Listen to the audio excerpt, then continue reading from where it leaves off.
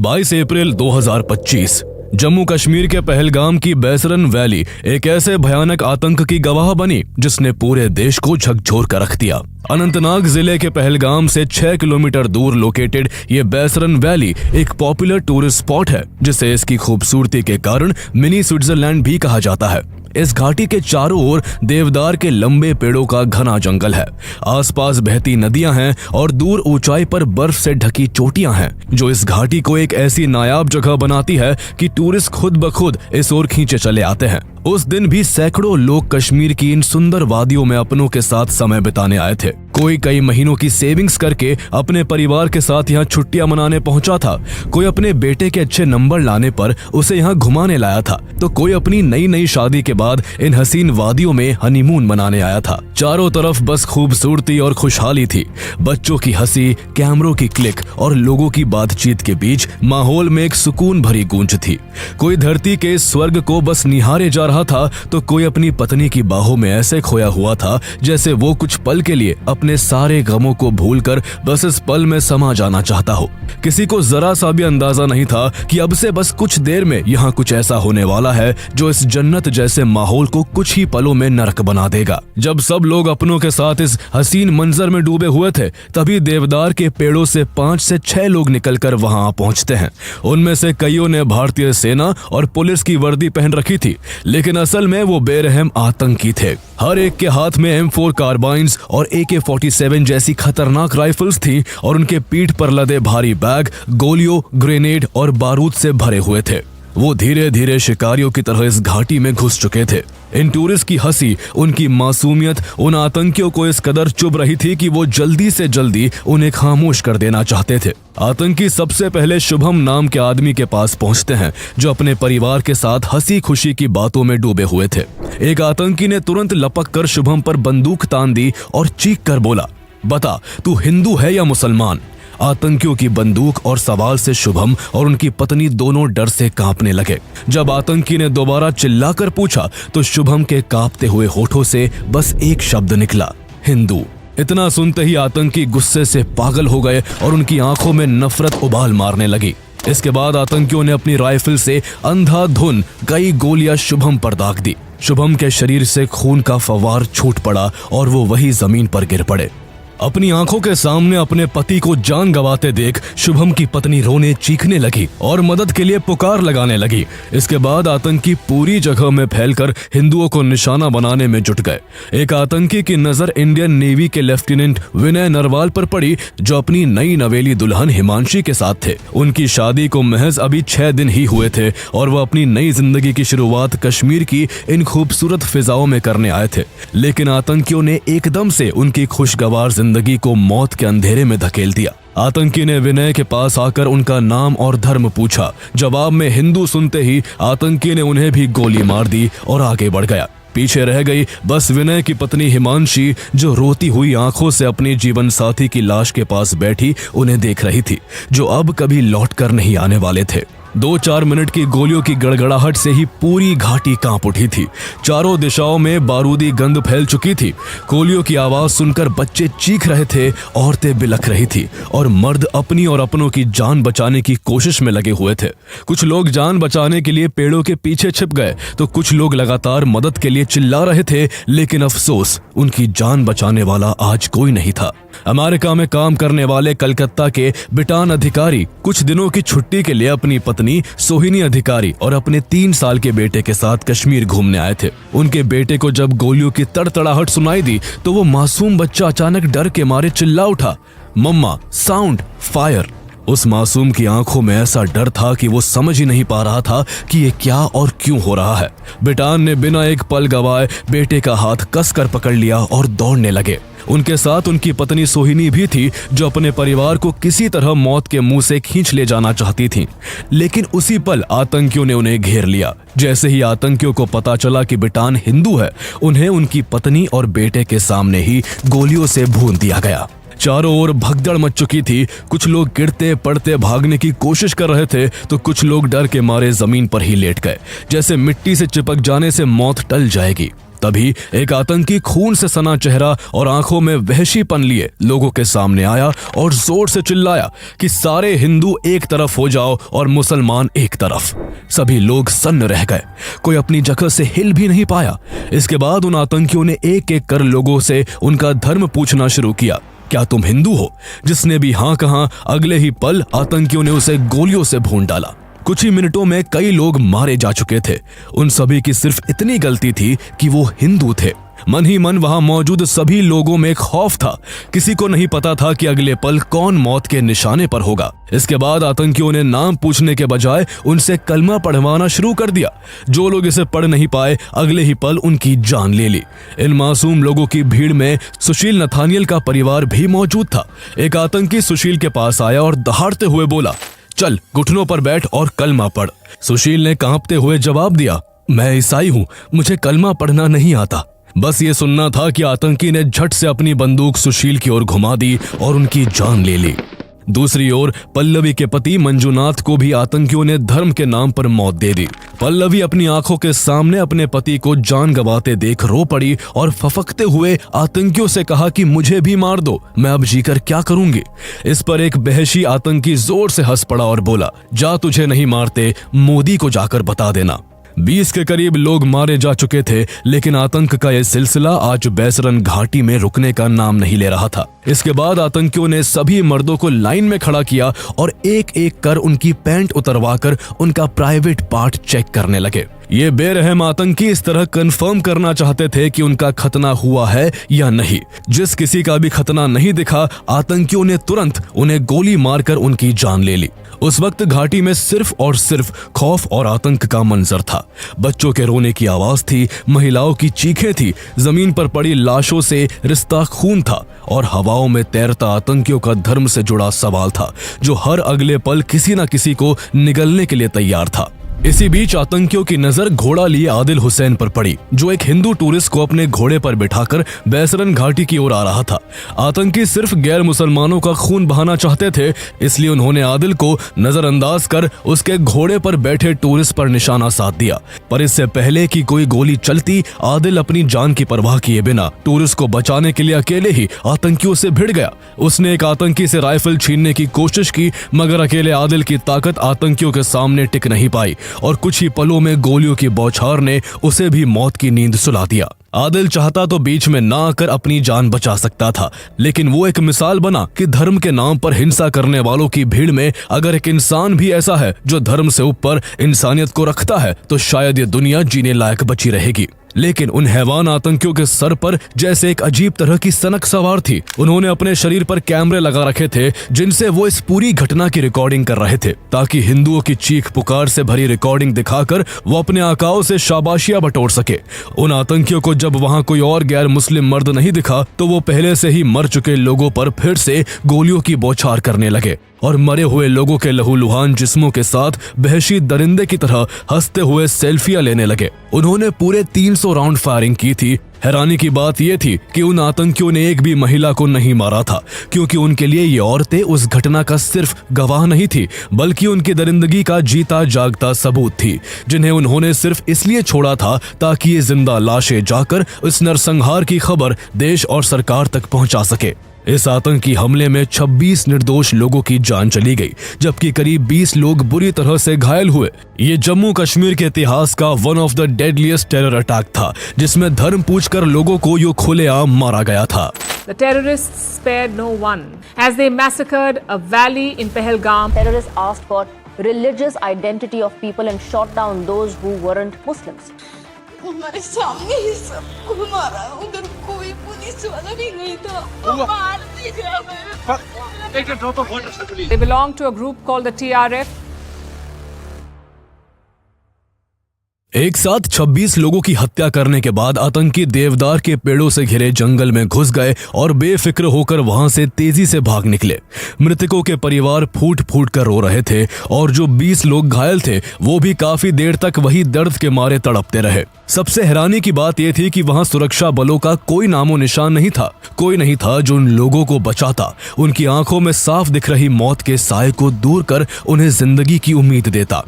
ना कोई सुरक्षा कर्मी था और ना ही कोई मेडिकल हेल्प। बैसरन घाटी काफी ऊंचाई पर है, इसलिए यहाँ तक वाहन नहीं लाए जा सकते। यहाँ पैदल या फिर घोड़े और खच्चर पर सवार होकर आया जा सकता है।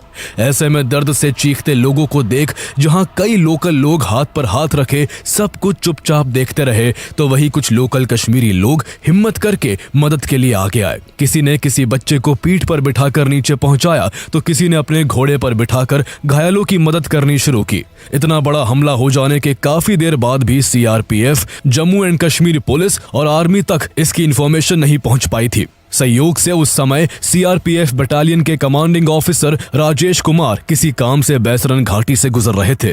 तभी उन्हें घाटी से उतरते लोगों की हड़बड़ाहट और रोने की पुकार सुनाई दी। उन्होंने एक घोड़े वाले को रोककर पूछा कि यहाँ कुछ हुआ है क्या। उस घोड़े वाले ने बताया कि साहब, बैसरन में गोलियां चली है और काफी लोगों की जान चली गई है और कई लोग घायल पड़े हुए हैं। इतना सुनते ही राजेश कुमार सारा मामला समझ गए और बिना कोई देरी किए पास के सीआरपीएफ कैंप को इन्फॉर्म करके जल्द से जल्द क्विक एक्शन टीम को बैसरन घाटी पहुंचने को कहा और खुद घटनास्थल की ओर निकल पड़े। आतंकी हमले की सूचना मिलते ही सीआरपीएफ तुरंत एक्शन में आ गई। 25 कमांडो की एक क्विक एक्शन टीम को तैयार करके बैसरन घाटी रवाना कर दिया गया। सीआरपीएफ का यह कैंप बैसरन घाटी से करीब 7 किलोमीटर की दूरी पर था और रास्ता भी काफी पहाड़ी था, इसलिए क्विक एक्शन टीम को घटनास्थल तक पहुंचने में 40 मिनट लग गए। क्विक एक्शन टीम ने वहां पहुंचते ही सबसे पहले यह श्योर किया कि वहां पर कोई आतंकी तो नहीं छिपा हुआ है।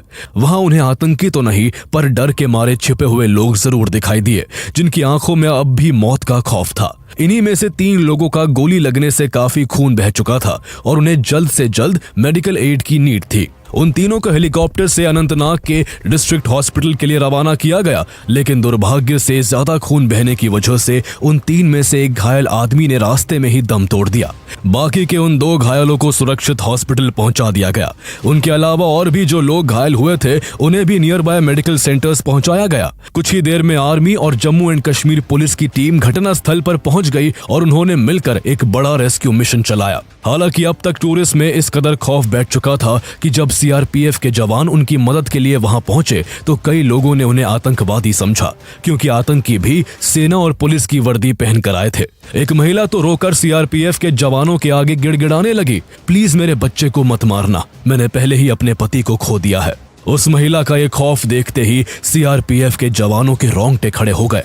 उन्होंने तुरंत सभी को शांत किया और बताया कि वो भारत के जवान हैं और उनकी रक्षा के लिए आए हैं। भले ही इंडियन फोर्सेस बाद में घटनास्थल पर पहुंची और घायलों को रेस्क्यू किया, लेकिन इस हमले में हुई 26 निर्दोष लोगों की मौत ने भारत की सुरक्षा व्यवस्था पर गहरे प्रश्न चिन्ह खड़े कर दिए थे। वहां सुरक्षा बल का ना होना अथॉरिटीज की लापरवाही को दर्शाता है। सबसे हैरानी की बात यह है कि पहलगाम में हुए आतंकी हमले से पहले इंटेलिजेंस ब्यूरो को 4 अप्रैल 2025 को एक इंटेल मिला था कि पाकिस्तान के एक आतंकी संगठन ने अपने लोकल गुर्गों को हमले के लिए पहलगाम के होटलों की रेकी करने का निर्देश दिया था। ये जानकारी subsidiary multi agency centre SMACA के जरिए साझा भी की गई थी, लेकिन इसके बावजूद मौके पर एक भी सुरक्षा कर्मी मौजूद नहीं था। हालांकि बाद में भारत सरकार ने इस पर सफाई देते हुए कहा कि लोकल अथॉरिटीज ने सिक्योरिटी एजेंसीज को इन्फॉर्म किए बिना समय से पहले ही बैसरन वैली को खोल दिया था, जबकि हर साल इस घाटी को जून में अमरनाथ यात्रा के वक्त खोला जाता था। सरकार की सफाई पर भी गहरा सवाल था कि जब बैसरन वैली के खुलने के बारे में मैगी और चाय बेचने वालों को पता था, उन हजारों टूरिस्ट को मालूम था जो यहाँ घूमने आए थे, तो सरकार, सिक्योरिटी फोर्सेस और इंटेलिजेंस एजेंसी से आखिर ये जानकारी कैसे छुपी रह गई। इसके अलावा ये कितनी विडंबना की बात है कि कैसे आतंकी इतनी ज्यादा वेपनरी के साथ बड़ी आसानी से कश्मीर में घुसकर अटैक करते हैं और बिना पकड़ाए भाग भी जाते हैं। आतंकियों ने इस पहलगाम हमले को अंजाम देने से पहले कई दिनों तक रेकी की थी, लेकिन फिर भी सिक्योरिटी फोर्सेस को इस प्लानिंग की कानो कान खबर तक नहीं लगी और उनके सूत्रों का नेटवर्क धराशायी हो गया। जम्मू कश्मीर में ये कोई पहला आतंकी हमला नहीं है। इससे पहले चाहे 2016 का उरी अटैक हो या बारामुल्ला अटैक, 2019 का पुलवामा अटैक हो या फिर 2024 का रियासी अटैक, हमारी सिक्योरिटी फोर्सेस को घटना होने के बाद अपनी चूक का पता चल पाता है। आखिर बार बार ऐसी लापरवाही कैसे हो जाती है? क्यों हमारी इंटेलिजेंस एजेंसीज और सिक्योरिटी फोर्सेस एक दूसरे से कोऑर्डिनेट करके किसी भी आतंकी हमले को होने से पहले ही नहीं रोक पाती है?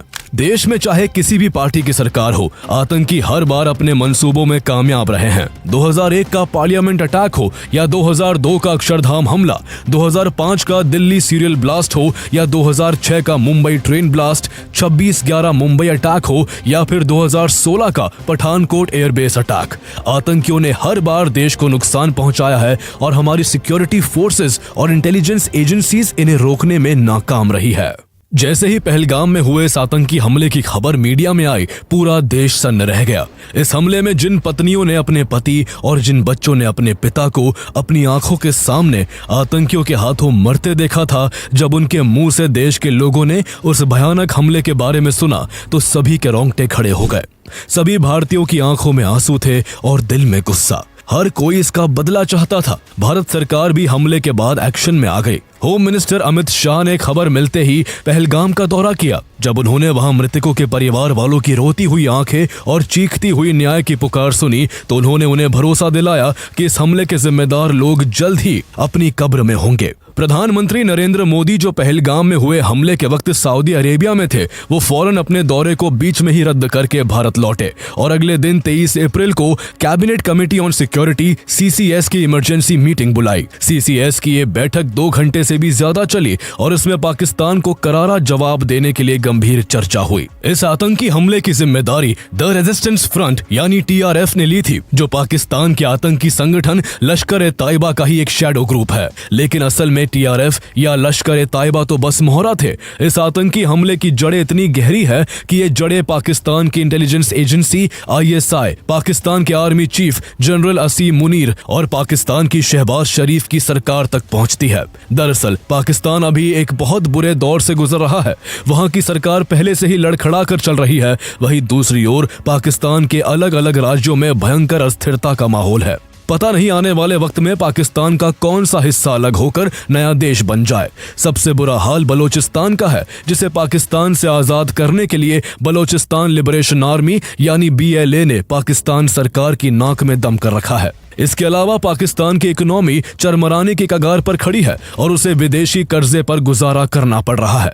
ऐसे में पाकिस्तान ने अपनी समस्याओं को हल करने के बजाय भारत में अशांति फैलाने पर ज्यादा ध्यान दिया, ताकि इससे न केवल पाकिस्तान की जनता का ध्यान जरूरी मुद्दों से हटाया जा सके, बल्कि जम्मू कश्मीर में आतंकवादी हमला करके भारत की एकता, खुशहाली और तरक्की पर भी चोट की जा सके। आर्टिकल 370 के हटने के बाद पिछले 2-3 सालों में जम्मू और कश्मीर में टूरिज्म बढ़ने लगा था, जिससे वहां के लोगों को रोजगार मिल रहा था। यही सुख शांति पाकिस्तान से देखी नहीं जा रही थी। वो जिन कश्मीरी नौजवानों को बहला फुसलाकर भारत के खिलाफ करता था, भारतीय सेना पर पथराव करवाता था, उसे वहां के नौजवानों के रोजगार मिलते ही चिंता सताने लगी। उसे लगने लगा कि अब उसके आतंकी मंसूबों का क्या होगा। पाकिस्तान फिर से जम्मू कश्मीर में नफरत और हिंसा चाहता था, लोगों को मजहब के नाम पर भड़काना चाहता था। इसलिए उसने TRF और लश्कर-ए-तैयबा के जरिए पहलगाम टेरर अटैक की घिनौनी साजिश को अंजाम दिया। लोगों को उनका धर्म पूछकर मारा गया, ताकि दोनों धर्मों के लोग भारत में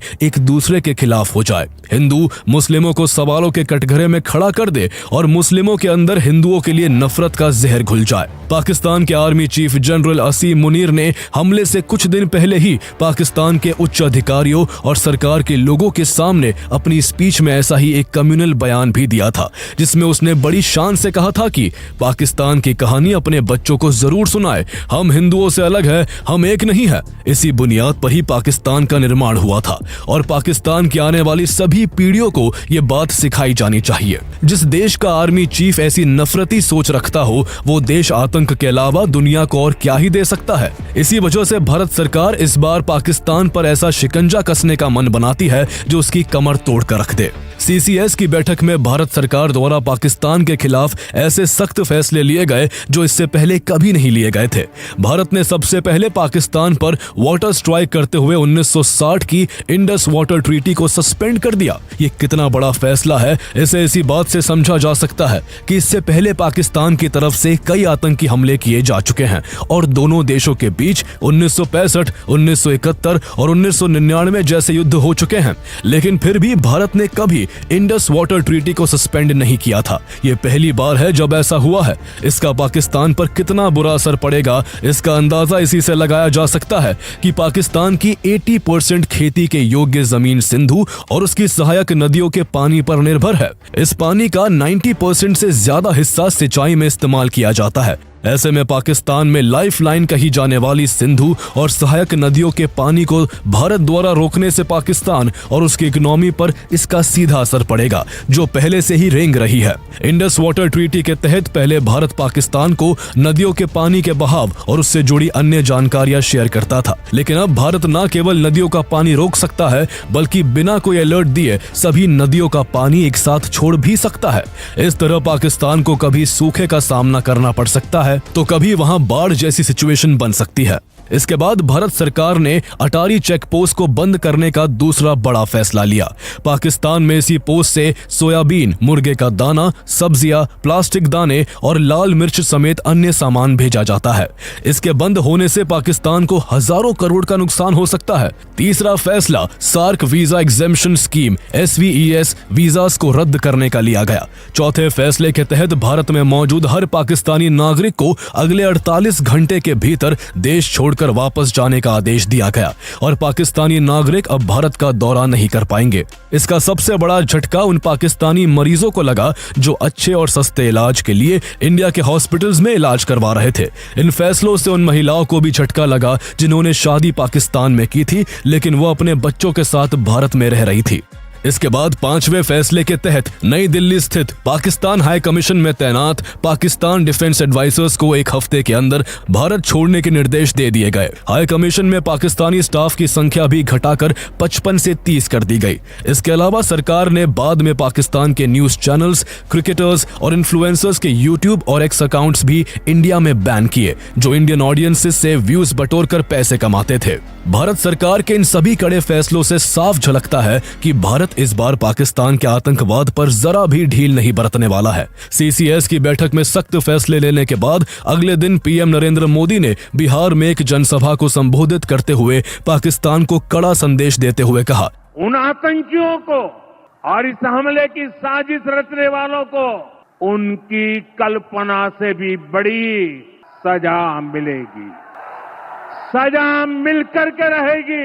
अब आतंकियों की बची खुची जमीन को भी मिट्टी में मिलाने का समय आ गया है। इसके बाद NIA ने इस हमले की जांच शुरू कर दी जो अभी तक जारी है। साथ ही इस हमले को अंजाम देने वाले आतंकियों को ढूंढने के लिए इंडियन डिफेंस फोर्सेस ने सर्च ऑपरेशन शुरू कर दिया। 3 आतंकियों के पोस्टर भी जारी कर दिए गए और जिन लोकल लोगों ने उन आतंकियों को पनाह दी थी उन पर भी शिकंजा कसा जाने लगा। लश्कर-ए-तैयबा के कई ओवरग्राउंड वर्कर्स को गिरफ्तार किया गया। सैकड़ों लोकल लोगों को हिरासत में लेकर पूछताछ की जाने लगी और ऑपरेशन के दौरान आसिफ शेख और आदिल ठोकेर जैसे कई आतंकियों के घरों को एक्सप्लोजिव से तबाह कर दिया गया। सुरक्षा बलों और आतंकियों के बीच मुठभेड़ भी हुई जिसमें 6 पैरा SF के हवलदार झंटू अली शेख शहीद हो गए। इस बीच जम्मू कश्मीर में सक्रिय 14 लोकल आतंकियों की सूची जारी की गई जिन्होंने पाकिस्तानी दहशतगर्दों को लॉजिस्टिक्स और जमीनी सहायता के अलावा सुरक्षित पनाह भी मुहैया कराई थी। इनमें 3 हिजबुल मुजाहिदीन, 8 लश्कर और 3 जैश-ए-मोहम्मद से जुड़े हैं। भारत की इस कड़ी प्रतिक्रिया को देख पाकिस्तान और उसके आतंकियों पर ऐसा असर हुआ कि जिस आतंकी संगठन TRF ने पहले इस हमले की जिम्मेदारी ली थी वो भी भारत की कार्रवाई से घबराकर अपने बयान से पलट गया। TRF ने अपनी बात से पलटते हुए कहा कि उसका अकाउंट हैक हो गया था और उसका इस हमले से कोई लेना देना नहीं है। पाकिस्तान के प्रधानमंत्री शहबाज शरीफ ने भारत की सख्ती से घबराकर भारत सरकार से अपील की कि पाकिस्तान की सरकार न्यूट्रल रहकर इस हमले की जांच में भारत की मदद करने के लिए तैयार है। लेकिन भारत ने 2016 जैसी गलती इस बार नहीं की। 2016 में जब पठानकोट एयरबेस अटैक हुआ था तब दोनों देशों के बीच ये तय हुआ था कि दोनों देशों की इन्वेस्टिगेशन टीम एक दूसरे के देशों में आकर इस हमले की जांच करेंगी। भारत सरकार ने पाकिस्तान की इन्वेस्टिगेशन टीम को जांच के लिए भारत आने दिया था, लेकिन पाकिस्तान ने भारत की इन्वेस्टिगेशन टीम को पाकिस्तान आने की इजाजत नहीं दी थी और पठानकोट अटैक को फॉल्स फ्लैग बताकर हमले के लिए भारत को ही जिम्मेदार ठहरा दिया था। जब पाकिस्तान ने देखा कि भारत अब अपनी कार्रवाई से पीछे नहीं हटेगा तो उसने भी बौखलाकर शिमला एग्रीमेंट रद्द कर दिया और अपना एयर स्पेस इंडियन प्लेन्स के लिए बंद कर दिया। भारत की तरफ से की गई 2016 की उरी सर्जिकल स्ट्राइक और 2019 की बालाकोट एयर स्ट्राइक का पाकिस्तान की सेना में ऐसा डर है कि पहलगाम हमले के बाद से पाकिस्तान की सेना लगातार LOC पर फायरिंग कर सीज फायर का वायलेशन कर रही है। उसे डर है कि कहीं इंडियन कमांडोज पिछली बार की तरह इस बार भी उसकी पनाह में बैठे आतंकियों और उनके कैंपों को ढेर ना कर दे। पाकिस्तान का एक खौफ तब और बढ़ गया जब PM नरेंद्र मोदी ने 29 अप्रैल को देश के हायर डिफेंस ऑफिसर्स के साथ एक बैठक की, जिसमें उन्होंने साफ कहा कि देश से आतंक को खत्म करने के लिए हमारी सेना कोई भी एक्शन लेने के लिए पूरी स्वतंत्र है। जवाब कब और कैसे देना है ये तय करने के लिए सेना को खुली छूट है। जहां अमेरिका, ब्रिटेन, इटली, फ्रांस और सऊदी अरब जैसे दर्जनों देशों ने पाकिस्तान के आतंकवाद की निंदा करते हुए खुद को भारत के साथ बताया, तो वही चाइना पाकिस्तान को अपना समर्थन दे चुका है। पाकिस्तान के अलावा अगर कोई ऐसा देश है जो भारत को हमेशा नुकसान पहुंचाना चाहता है तो वो चाइना है। जब से अमेरिका और चीन के बीच टैरिफ वॉर शुरू हुई है तब से अनुमान लगाया जा रहा है कि इसका सबसे ज्यादा फायदा भारत को हो सकता है। चाइना के इन्वेस्टमेंट्स भारत में आएंगे, जिससे चीन की इकोनॉमी को झटका लगेगा और भारत की इकोनॉमी की रफ्तार और भी बढ़ जाएगी। आज इंडिया वर्ल्ड की 5th लार्जेस्ट इकोनॉमी है और एक्सपर्ट्स के हिसाब से 2028 तक भारत दुनिया की 3rd लार्जेस्ट इकोनॉमी बन जाएगा। ऐसे में चीन के लिए भारत का इतना कामयाब होना उसे अपने लिए और भी बड़ा खतरा लग रहा है, जिस वजह से वो भारत के खिलाफ जाने के लिए पाकिस्तान और उसके आतंकवाद का समर्थन करने को भी तैयार है। ऐसे में भारत के लिए जम्मू कश्मीर में बार बार होते आतंकी हमलों पर फुल स्टॉप लगाना बेहद जरूरी है। सोचने वाली बात है कि आखिर जम्मू कश्मीर में पाकिस्तान बार बार कैसे आतंकी हमले करवाने में सफल हो जाता है। 1980 के दशक में पंजाब में भी पाकिस्तान ने भारत को तोड़ने की कई साजिशें की थी। पाकिस्तान ने मिलिटेंट्स को हथियार और पैसे देकर पंजाब को भारत से अलग करने की कोशिश की थी, लेकिन भारत सरकार ने कई बार के प्रयास के बाद पाकिस्तान की साजिश को नाकाम करके पंजाब को मिलिटेंसी के मुंह से बाहर निकाल लिया था। लेकिन जम्मू कश्मीर में ऐसा क्यों नहीं हो पाता? कई दशकों की उथल पुथल के बाद भी आखिर क्यों पाकिस्तान की साजिशों को हमेशा हमेशा के लिए खत्म नहीं किया जा सका है? दरअसल पंजाब की स्थिति को भारत सरकार इसलिए काबू कर सकी क्योंकि इंडियन गवर्नमेंट का पंजाब पर पूरा कंट्रोल था। इसके अलावा पंजाब में सेपरेटिस्ट को लोकल लोगों का सपोर्ट नहीं था, इसलिए पाकिस्तान के मंसूबे कामयाब नहीं हो सके। लेकिन जम्मू एंड कश्मीर की स्थिति पंजाब से बिल्कुल अलग है। 1947-48 के फर्स्ट कश्मीर वॉर के बाद से जम्मू एंड कश्मीर का करीब 35% हिस्सा पाकिस्तान के कब्जे में है, जिसे पाकिस्तान ऑक्यूपाइड कश्मीर यानी POK के नाम से जाना जाता है। POK को ही पाकिस्तान ने आतंक का अड्डा बनाया हुआ है। POK की ज्योग्राफिकल कंडीशंस आतंकियों को भारत में घुसपैठ का एक आसान रास्ता प्रदान करती है। घाटियों, पहाड़ों, घने जंगलों और कमजोर फेंसिंग वाली LOC से होकर आतंकी आराम से भारत में दाखिल हो जाते हैं। कई जगहों पर तो LOC की सुरक्षा सिर्फ कंटीली तारों तक सीमित है। पाकिस्तान और उसके आतंकी गुट भारत के कश्मीरी मुस्लिमों को भी जिहाद और जन्नत के नाम पर भड़काकर अपने साथ शामिल कर लेते हैं। अभी तक जम्मू कश्मीर में जितने भी हमले हुए हैं वो सब लोकल लोगों की मदद से ही पॉसिबल हुए हैं। कुछ कश्मीरियों की मदद से ही आतंकियों ने POK के अंदर कई जगहों पर लंबे लंबे टनल बना रखे हैं जो सीधा भारत में खुलते हैं। कई जगहों पर भारतीय सेना की चौकियों से महज 3-4 किलोमीटर की दूरी पर ही POK में आतंकी लॉन्च पैड्स मौजूद है, जिन्हें पाकिस्तानी सेना और ISI की मदद से लश्कर-ए-ताइबा, जैश-ए-मोहम्मद और हिजबुल मुजाहिदीन जैसे आतंकी गुटों द्वारा ऑपरेट किया जाता है। पाकिस्तान लंबे समय से भावलपुर जैसे अपने इलाकों के साथ साथ POK के मुजफ्फराबाद, कोटली, मीरपुर और बाग जैसे एरियाज में भी आतंकवादियों की एक बड़ी खेप तैयार कर चुका है। आतंकियों को पाकिस्तान और POK दोनों जगह ट्रेनिंग दी जाती है। POK में पाकिस्तान ने बड़ी संख्या में मदरसे खोले हैं, जहां युवाओं के दिमाग में बचपन से ही भारत के खिलाफ नफरत भरकर उन्हें आतंकी बनने को मजबूर किया जाता है। इन्हीं कैंप्स में आतंकियों को हथियार चलाने, विस्फोटक बनाने और उसके बाद इंडिया में घुसपैठ करना सिखाया जाता है। Pathankot airbase attack, Uri attack, Pulwama attack और अभी हुए पहलगाम अटैक में आतंकियों को POK में ही ट्रेन किया गया था। POK में मौजूद आतंकी कैंपों को डिस्ट्रॉय करने के लिए भारत 2016 में सर्जिकल स्ट्राइक और 2019 में बालाकोट एयर स्ट्राइक भी कर चुका है, लेकिन इसके बाद भी POK में आतंक की फसल तैयार की जाती रही है। इसलिए पाकिस्तान के आतंक को खत्म करने के लिए POK पर भारत का कंट्रोल होना बेहद जरूरी है। जब तक जम्मू कश्मीर का वो हिस्सा पाकिस्तान के कब्जे में रहेगा, पाकिस्तान अपनी हरकतों से बाज नहीं आएगा। भारत सरकार भी इस बात को अच्छे से समझती है, इसलिए कई मौकों पर नेशनल एंड इंटरनेशनल प्लेटफॉर्म से भारत सरकार पाकिस्तान ऑक्युपाइड कश्मीर को बहुत जल्द फिर से भारत में मिलाने की बात कह चुकी है। भारत ने जिस तरह अभी पाकिस्तान के खिलाफ सख्त फैसले लिए हैं, उससे लगता है कि आने वाले वक्त में जरूर इस तरफ कदम उठाए जा सकते हैं। पीओके को अगर फिर से भारत से जोड़ दिया जाता है तो वहां की सिचुएशन फिर इंडियन अथॉरिटीज के अंडर होगी। वहां आतंकी कैंपों का खात्मा हो जाएगा और पाकिस्तानी आतंकियों पर शिकंजा कसा जा सकेगा। लेकिन पीओके को भारत में शामिल करना अगर इतना ही आसान होता तो सालों पहले ही ये काम हो गया होता। इस काम में कई जरूरी पेंच हैं जो भारत के लिए बड़ी चुनौती खड़ी कर सकते हैं। 1948 में भारत ने कश्मीर इशू को यूनाइटेड नेशन में ले जाने की एक ऐतिहासिक भूल की थी, जिसका खामियाजा भारत को आज तक सहना पड़ रहा है। अगर भारत पीओके को वापस लेने की कोशिश करता है तो यूएन का इंटरफेरेंस तय है। हालांकि अब भारत के यूएस, फ्रांस, यूके और रशिया जैसे वीटो होल्डिंग देशों से अच्छे संबंध है, लेकिन चाइना पाकिस्तान के पक्ष में वीटो लगाकर एक बड़ी रुकावट बन सकता है। और अगर कूटनीति से बात नहीं बनी तो भारत को शायद पाकिस्तान से खुली जंग लड़नी पड़े। ये युद्ध लंबा चल सकता है, जिसमें देश की इकोनॉमी पर बुरा असर पड़ेगा। दोनों देश के पास न्यूक्लियर वेपन है, इसलिए युद्ध की स्थिति में दोनों ही ओर से न्यूक्लियर वेपन के इस्तेमाल का खतरा है। इसके अलावा अगर युद्ध होता है तो चीन अपने फायदे के लिए पाकिस्तान के साथ खड़ा होकर भारत के खिलाफ युद्ध में शामिल हो सकता है। ऐसे में भारत के सामने दो मोर्चों पर युद्ध लड़ने की एक बड़ी चुनौती होगी।